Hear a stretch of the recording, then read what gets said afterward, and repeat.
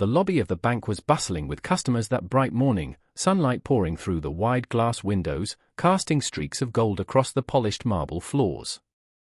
Men and women in business attire tapped impatiently on their phones, shuffled papers, and glanced at the wall clock as they waited for their turn. In the midst of this polished environment, a man who looked completely out of place stepped inside. His name was Mr. Harlan, a tall elderly figure with a weathered face, grey beard, and clothes that looked as though they had seen decades of hard work. His checkered shirt was faded, his jeans torn in places, and a straw hat had shielded him from the blazing sun outside. He moved slowly, clutching an old leather wallet in his calloused hands, his presence drawing curious stares from those around him. This wasn't the first time Mr. Harlan had entered a bank, but the weight of the looks he received always made him want to shrink into the ground. The wealthy clients in their crisp suits glanced at him with a mixture of pity and judgment. Even the staff seemed reluctant to meet his eyes. But today he had come for something simple. He wanted to check his account balance, just to make sure everything was as it should be. He had worked his whole life in silence, never flashing his wealth or boasting about his success, and that decision often left him underestimated. As he stood in line, the bank's branch manager, Victor Morrow, walked out from his glass office. Victor was everything Mr. Harlan was not: young, handsome, and immaculately dressed in a dark blue suit with a red tie. Victor thrived on appearances and power, often speaking down to those he believed had no value.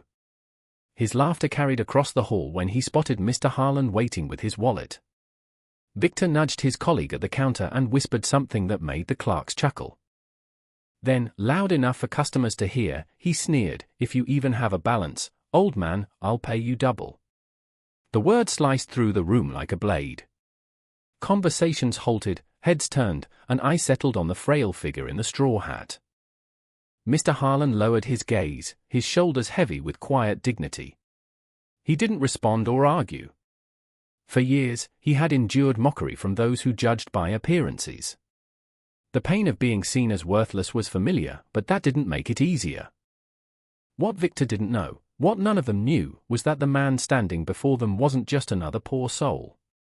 He was the owner of the very bank they worked in, the silent CEO who had built his empire brick by brick but never flaunted it. The clerk finally called Mr. Harlan forward, his voice tinged with amusement after Victor's comment. The elderly man stepped to the counter, handed over his ID, and waited patiently. The clerk typed into the computer, his smirk faltering as the screen displayed numbers he had never seen before in a personal account. His eyes widened, his jaw stiffened, and he leaned closer to confirm. Zeros filled the screen, a fortune that could purchase the entire building many times over.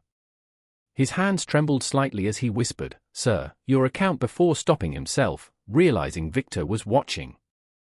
Victor, sensing something was off, strutted forward with a laugh. "Come now, don't tell me he actually has something in there." But when the clerk hesitated, Victor snatched the paper being printed and froze mid-laugh. His face paled as he read the balance, his arrogance evaporating like mist under the sun. His hands shook as he realized that the man he mocked was not only wealthy, but the very person whose approval determined his career. The bank fell silent. Customers leaned forward, whispering to one another, while staff exchanged nervous glances. Mr. Harlan, still calm and quiet, retrieved the paper slip, folded it, and slid it into his wallet. His voice was steady, carrying a power that came not from loudness, but from truth. He looked at Victor and said, "The real balance we carry isn't in a bank account, but in how we treat others." With that, he turned to leave, his slow steps echoing like thunder in the hush of the room. Victor's chest tightened, his face burned with shame, and suddenly every polished surface around him felt like a mirror, reflecting his cruelty. The laughter he had once cherished as power now rang in his ears as disgrace. Customers who once admired his confidence now eyed him with contempt. Staff who followed his orders now saw him for what he truly was, a man who mocked the humble and bowed only to wealth. But Mr. Harlan wasn't finished. Before he reached the door, he paused, turned slightly, and addressed the entire lobby. His voice carried warmth now, an echo of kindness that filled every corner. "I grew up with nothing. Every dollar I earned came from sweat, sacrifice, and patience. I built this bank not to make men arrogant, but to give families hope, to help workers achieve their dreams, and to remind people that respect must always come before wealth. If you see someone who looks worn or tired, remember, you know nothing of the storms they've survived. Treat them with the dignity you'd want for yourself. The room was still, even the ticking of the wall clock seemed to pause, as though the universe was listening. Tears glistened in the eyes of a young mother in line. An older man in the corner nodded slowly, pressing his hand to his chest. For a moment, it felt as though the world had shifted, as if every person in that bank had been forced to look inward. Victor, however, stood frozen, humiliated before his staff and customers. Pride wrestled with shame inside him, and for the first time in years, he felt small.